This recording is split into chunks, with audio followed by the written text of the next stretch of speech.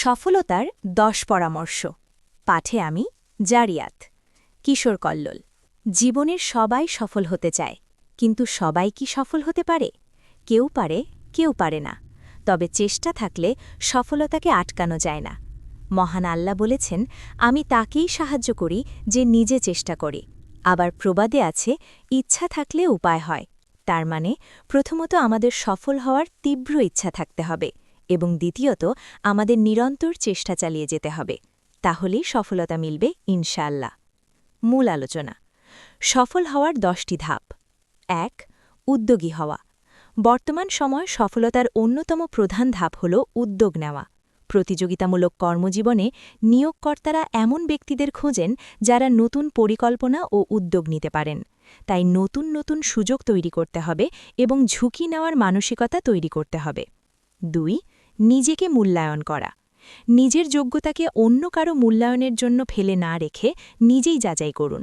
প্রতিদিনের কাজের একটি তালিকা তৈরি করুন এবং দিন শেষে দেখুন কতটুকু অর্জন করতে পেরেছেন। এতে নিজের অগ্রগতি নিজেই বুঝতে পারবেন। ৩. শেখার মানসিকতা। সফল হতে হলে গঠনমূলক সমালোচনা গ্রহণ করার এবং নতুন কিছু শেখার মানসিকতা থাকতে হবে। আপনি কোথায় পড়াশোনা করছেন তার চেয়ে বড় কথা হল নিজের কাজটা কতটা নিখুঁতভাবে শিখছেন। কোথাও ভুল হলে তা শুধরে নিয়ে ইতিবাচকভাবে এগিয়ে যেতে হবে। ৪. যোগাযোগ দক্ষতা। বর্তমান যুগে সাফল্যের অন্যতম চাবিকাঠি হল যোগাযোগ দক্ষতা।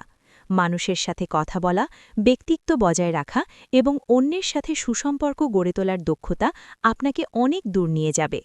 ৫. কেবল মুখে না বলে কাজ করে দেখানো। কাজের গুরুত্ব শব্দের চেয়ে অনেক বেশি। জীবনে সফল হতে গেলে নিজের কাজ দিয়ে প্রমাণ দিতে হবে। বড় বড় কথা না বলে কাজে মনোযোগী হলে সফলতা আসবেই। ৬. অনুমান শক্তি। জীবনে সফল হতে হলে প্রখর অনুমান শক্তি থাকা জরুরি।